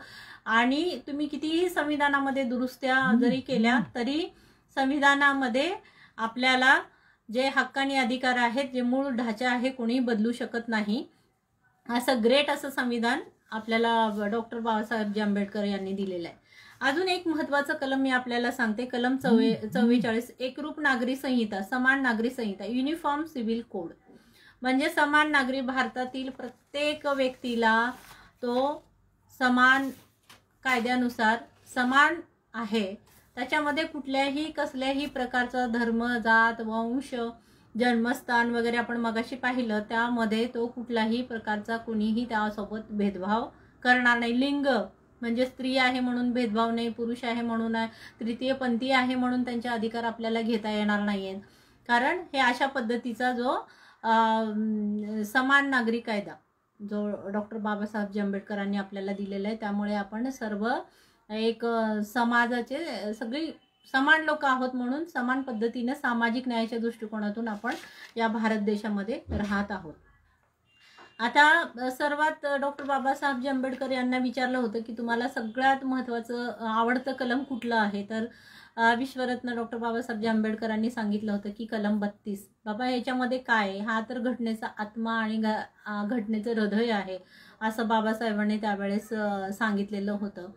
तर याच्यामध्ये काय, जर आता आपल्याला मूलभूत हक्क दिलेले आहेत, त्या मूलभूत हक्कांचं जर हनन होत असेल, त्याच्यावरती कोणी अतिक्रमण करत असेल तर, आणि तो अन्याय आपल्यावरती होत असेल, तर त्याला न्याय मागण्यासाठी आपल्याला सर्वोच्च न्यायालयामध्ये जाता येते. किंवा देशामध्ये, समाजामध्ये एखादी अशी घटना घडलेली आहे जी चुकीची आहे, जी वाईट घटना आहे, त्या घटनेच्या विरोधात न्याय मागण्यासाठी आपण सर्वोच्च न्यायालयामध्ये तिथे दाद मागू शकतो. एकतर वैयक्तिक दृष्टिकोनातून पण आपण तिथे जाऊ शकतो. आपल्या वैयक्तिक समाजातल्या एखाद्या घटकाबद्दल किंवा एखाद्या कुठल्याही बाबीबद्दलची आपल्याला जर त्याच्यामध्ये न्यायालयात जाऊन न्याय पाहिजे असेल तर आपण माननीय सर्वोच्च न्यायालयामध्ये जातो आणि तिथं आपल्या जनहित याचिका टाकून आपण न्याय घेतो. म्हणजे मूलभूत हक्क आणि कर्तव्य तर दिलेलेच आहेत बाबासाहेबांनी, त्यावरती पुढे जाऊन एवढा मोठा विचार केलेला आहे की तिथं जर कोणी अतिक्रमण करत असेल आपल्या अधिकारांवरती, मूलभूत हक्कांवरती, तर तिथे तुम्हाला न्याय मागण्याचा सुद्धा अधिकार दिलेला आहे. म्हणजे विश्वरत्न डॉक्टर बाबासाहेब आंबेडकरांनी आपल्यावरती केवढा मोठा उपकार केलेला आहे की भारत देशातला कुठलाही व्यक्ती त्याच्या मूलभूत हक्कावरती जर गदा येत असेल, सामूहिक हक्कावरती जर गदा येत असेल, सामाजिक हक्कावरती जर गदा येत असेल, तर त्याला दाद मागण्यासाठी तो माननीय सर्वोच्च न्यायालयामध्ये तो जाऊन आपलं जनहित याचिका टाकून त्यामध्ये आपल्याला न्याय, स्वतःला, समाजाला आणि देशाला न्याय मिळवून घेऊ शकतो. हा एवढा मोठा म्हणजे विचार बाबासाहेबांनी, एवढा मोठा अधिकार जो आहे बाबासाहेबांनी आपल्याला कलम 32 मधून आपल्याला दिलेला आहे. घटनेचा आत्मा व हृदय असं डॉक्टर बाबासाहेब आंबेडकर म्हणतात. त्यानंतर आता कलम 39 मध्ये जे आहे, तर कलम 39 मध्ये काय म्हटलेलं आहे, स्त्री पुरुष समानता. बघा आता मगाशीच आपलं बोलणं झालं होतं की स्त्री आणि पुरुषांना समान, स्त्रियांना आजी व्यक्ती समजलं जात नाही, आजी बाई बाई ओ बाई ओ बाई अशा प्रकारे जे केलं जातं. किंवा स्त्रियांना आता बाबासाहेबांनी जे हिंदू कोडविलामध्ये दिलं होतं, जसं आपल्याला कुठल्याही जाती धर्मातील पुरुषाशी लग्न करण्याचा अधिकार आहे, त्यानंतर ते रजिस्टर मॅरेज करण्याचा अधिकार आहे, त्यानंतर आपल्याला डिवोर्स घेण्याचा अधिकार आहे, त्यानंतर आपल्याला आपण विधवा झाले तर विधवा पुनर्विवाह करण्याचा अधिकार आहे, किंवा आपल्याला लग्नच करायचं नसेल तर आपण सिंगल पण राहू शकतो, तोही अधिकार आपल्याला आहे. सिंगल राहत असताना सिंगल पॅरेंटिंग, ॲडॉप्शन चाइल्ड करायचं असेल म्हणजे एखादं मूल दत्तक घ्यायचं असेल तर तोही अधिकार दिलेला आहे. म्हणजे आणि जेवढा अधिकार पुरुषांना दिलेला आहे, जसं शिक्षणामध्ये अधिकार पुरुषांना आहे तेवढाच अधिकार महिलांनाही, किंबहुना आता 33% आरक्षण आपण केलेलं आहे. ॲक्च्युली ते 50% आरक्षण व्हायला पाहिजे. आपण आता बघत आहे की ह्याचं सेक्स रेशो किती आहे, तर आपल्या भारताचं जवळपास 929च्या आसपास असा काहीतरी आहे. म्हणजे 1000 मुलांमागे एवढ्या मुली, तर ज्या उरलेल्या मुली आहेत त्या कुठून आणायच्या त्या मुलांना लग्नासाठी. आणि प्रत्येकजण जर म्हणत असेल की मला मुलगा हवा, मुलगा हवा, मुलगा हवा, कशासाठी मुलगा हवा? अरे मुलगा काय करणार आहे? मुलगापेक्षा मुली जास्त व चांगल्या पद्धतीने आपल्या आईवडिलांचा सांभाळ करतात. आणि मुली ज्या आहेत ते मुली नाही तेवढाच अधिकार आहे जेवढा मुलांना अधिकार आहे. त्यामुळे मुलगा पाहिजे, मुलगा पाहिजे हे करत बसण्यापेक्षा जो आपल्या पोटी येईल तो व्यक्ती येईल, मुलगा असो मुलगी असो, त्याला तुम्ही खूप चांगल्या पद्धतीने वाढवा, संस्कार द्या आणि त्याच्यामध्ये कुठलाही भेदभाव करू नका आणि कुठलीही म्हणजे डिस्क्रिमिनेशन करू नका. डिस्क्रिमिनेशन म्हणजे भेदभाव कुठल्याही प्रकारचा करू नका. स्त्री आणि पुरुष हे गाडीचे 2 चाक आहेत, ते दोन्ही चाक जर चांगले राहिले तरच ती गाडी व्यवस्थित पळणार आहे. त्यामुळे पुरुष जेवढा या समाजासाठी महत्त्वाचा आहे तेवढ्याच स्त्रिया सुद्धा तेवढ्याच महत्त्वाच्या आहेत. हा विचार विश्वरत्न डॉक्टर बाबासाहेबजी आंबेडकर यांनी आपल्या समाजामध्ये दिलेला आहे. आणि भारतीय कलम 39 मधून डॉक्टर बाबासाहेब आंबेडकरांनी दिलेला आहे. याच्यामध्ये त्याहून पुढे जाऊन काय म्हणतात, समान कामासाठी समान वेतन. म्हणजे एखादं काम असेल किंवा नोकरी असेल किंवा मजुरीचं काम असेल किंवा काही असेल, कुठलंही काम, जेवढे पुरुषाची ताकद त्या कामामध्ये लागते, जेवढी बुद्धी त्या पुरुषांची खर्च होते तेवढीच बुद्धी महिलांची खर्च होते, किंवा तेवढीच ताकद महिलांची पण खर्च होते. त्यामुळे समान काम असेल तर त्याला समान वेतन द्या. म्हणजे बघा स्त्रियांना केवढा मोठा समानतेचा अधिकार दिलेला आहे.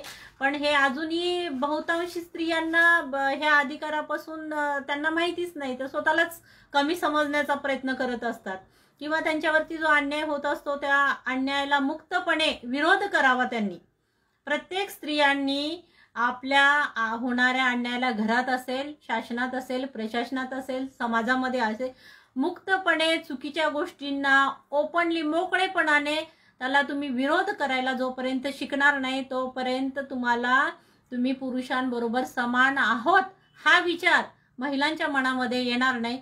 कारण यामध्ये महिलांना सुद्धा स्वतःला वाटलं पाहिजे की मी पुरुषाच्या खांद्याला खांदा सोडा, पुरुषांच्या कितीतरी पुढे जाऊन महिला काम करत आहेत. कारण मल्टीटास्किंग जे काम आहे ते महिला करतात. घरातलं काम असो, मुलांचं संगोपन असो, समाजातलं काम असो, प्रशासनातलं काम असो, महिलांची बुद्धिमत्ता कुठेही पुरुषांपेक्षा कमी नाही. आणि हे पुरुष कोण होतात की आम्हाला सांगणारे की तुमची बुद्धिमत्ता कमी आहे किंवा महिला असून तुम्ही हे करता. अरे महिला असून तुम्ही काय, म्हणजे आम्ही एक व्यक्ती आहोत, आम्ही एक माणूस आहोत. महिला आणि पुरुष काय हा प्रकार आहे आम्हाला समजत नाही. आम्ही प्रशासनात पण काम करताना महिला अधिकारी हे काय लावलेलं आहे. आम्ही महिला अधिकारी म्हणून इंटरव्ह्यू दिलेला नव्हता, तिथे आम्ही अधिकारी म्हणून इंटरव्ह्यूला गेलो होतो. हा विचार जो डोक्यात जोपर्यंत येत नाही तोपर्यंत स्त्री पुरुष समानता येणार नाही. आणि त्यासाठी स्वतः स्त्रियांनी सुद्धा प्रयत्न करण्याची गरज आहे की स्वतःला दुय्यम दर्जा समजण्यापेक्षा स्वतःला पुरुषांच्या बरोबरीने किंबहुना पुरुषांच्या पुढे आपण गेलं पाहिजे, यासाठी प्रयत्न केला पाहिजे.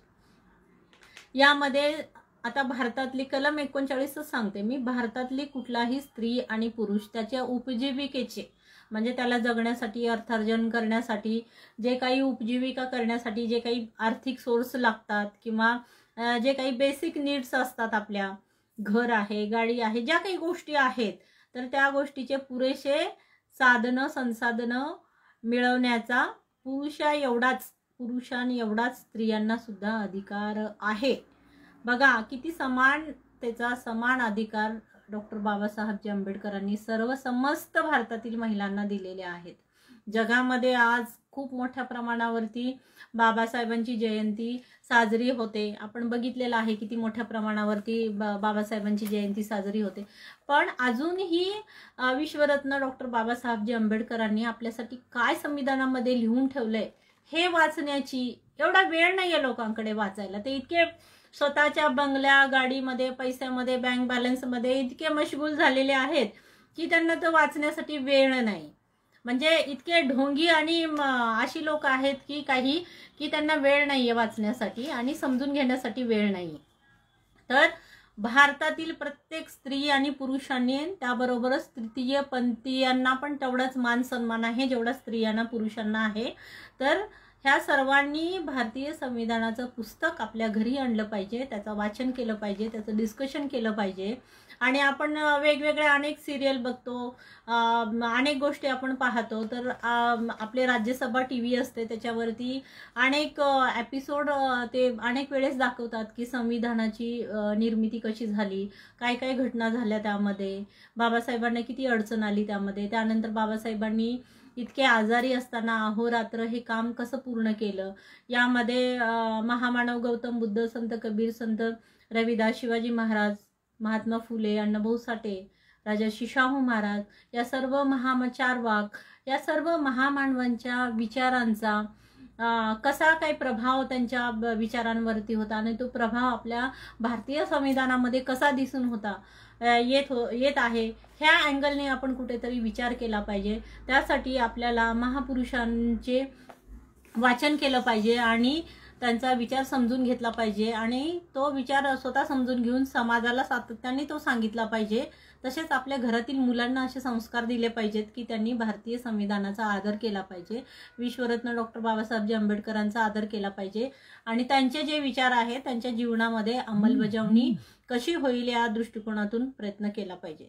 जसे डॉक्टर बाबासाहेबजी आंबेडकरांनी आपल्याला मूलभूत हक्क दिलेले आहेत, त्याच्यावरती गदा आल्यानंतर कलम 32 नुसार आपण माननीय सर्वोच्च न्यायालयामध्ये जाऊन दाद मागू शकतो आणि मूलभूत कर्तव्य दिलेले आहेत. ही सर्व भारतीय संविधानामध्ये म्हणजे ही खूप कमी कलमे मी सांगितलेले आहेत, कारण एका एका कलमाचं विश्लेषण जर करायचं असेल तर आपल्याला खूप वेळ लागणार आहे. मी जेवढी महत्त्वाची होती कलम ती तेवढी कलम तुम्हाला मी सांगितलेली आहेत. आणि आज आपल्या भारतीय संविधानाचा पूर्ण जगामध्ये सगळ्यात मोठी आणि लिखित अशी भारतीय राज्यघटना आहे, म्हणून जगभर प्रसिद्ध आहे आणि सर्वजण त्या आपल्या भारतीय संविधानाचा आदर करताना आपल्याला दिसत आहेत. तर मला असं वाटतं की मला जी संधी उपलब्ध करून दिलेली होती त्यामध्ये मी माझा प्रामाणिक प्रयत्न केलेला आहे आणि जी काही महत्त्वाची कलम मला वाटली होती त्याबद्दलची मी माझ्या विचारातून माहिती आपणास दिलेली आहे. मला वाटतं की आपणाला ती म्हणजे ती माहिती आपल्याला पुरेशी असेल आणि या उपरोक्त तुम्हाला जाऊन जर पुढे हे करायचे असेल तर तुम्ही संविधानाचं पुस्तक आणा, वाचा, त्याच्यावरती चर्चा करा. त्याच्यावरती अनेक छोटे छोटे व्हिडिओज पण अनेक लोकांनी बनवलेले आहेत. त्यानंतर मोठ्या मोठ्या लोकांचे स्पीच आहेत. बऱ्याच लोकांनी बरंच काही संविधानाच्या बाबतीमध्ये लिहून ठेवलेलं आहे, बोलत आहेत सातत्याने. तो संविधानाचा विचार आहे विश्वरत्न डॉक्टर बाबासाहेब आंबेडकरांनी आपल्याला जो दिलेला आहे, तर तो विचार आपण आपल्या डोक्यात घेतला पाहिजे आणि आपलं स्वतःचं कल्याणाबरोबरच समाजाचं कल्याण आपण करण्याचा प्रयत्न केला पाहिजे असं मला वाटतं. एक जे आलेलं आहे की 74वी आणि 75वी घटना दुरुस्ती जी आहे, तर त्यामध्ये 74वी घटना दुरुस्ती आणि 75 ही महानगरपालिका नगरपालिका ह्याच्यामध्ये महिलांना 33% रिझर्वेशन लोकसभेमध्ये वगैरे दिलेलं होतं, विधानसभा लोकसभेमध्ये, आणि आता ते 50% करण्यात आलेलं आहे.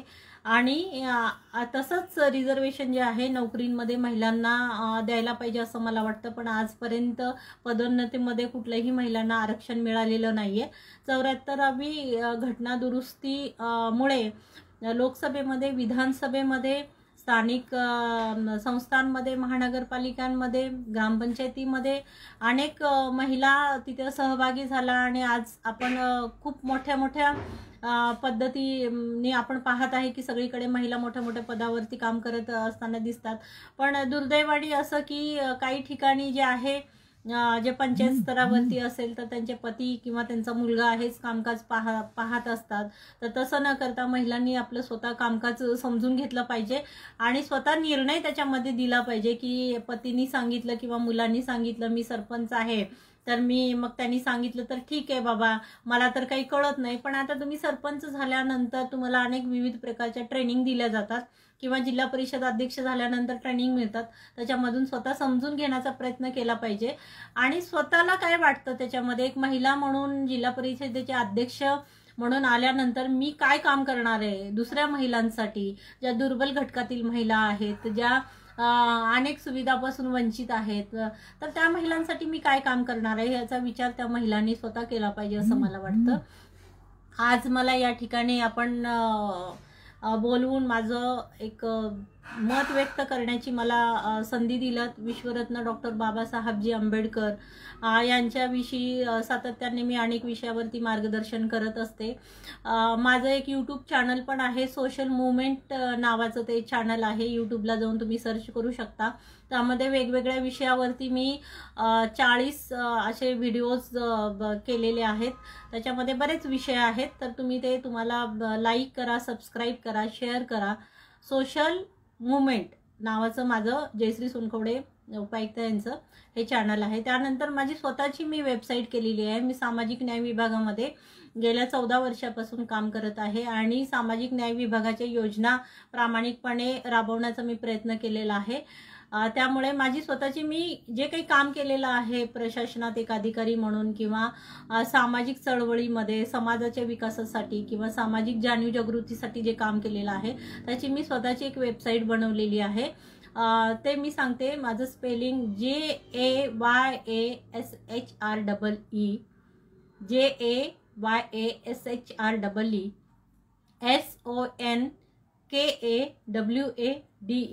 SONKAWADE ही JaySreeSonkhode.in ही माझी वेबसाईटची लिंक आहे. आपण तिथे होम पेजला जा, तिथे 3 लाईन्स येतील, तिथे 3 लाईन्सला क्लिक करा. त्यामध्ये ब्लॉग येईल. ब्लॉग आणि आणखीन माझे व्हिडिओज वगैरे त्याच्यामध्ये आहे, तुम्ही सर्च करू शकता. आणि त्यानंतर ब्लॉगमध्ये गेल्यानंतर तुम्हाला कॉमेंट असं कॉलम दिसेल. त्या कॉमेंटला जाऊन प्लीज कॉमेंट करा आणि शेअर करा अनेक लोकांना, कारण या माध्यमातून अनेक अधिकारी किंवा अनेक समाजातील लोक प्रेरणा घेऊन वेगवेगळ्या पद्धतीचं काम करू शकतील. त्यासाठी मी वेबसाईट केलेली आहे. तर JaySreeSonkhode.in ही माझी वेबसाईट आहे. आणि आज मला आपण इथे बोलण्यासाठी जी संधी दिली परत एकदा त्याबद्दल मी सर्वांचे मनापासून धन्यवाद व्यक्त करते. सर्वांना परत एकदा सप्रेम जय भीम. नमो बुद्ध.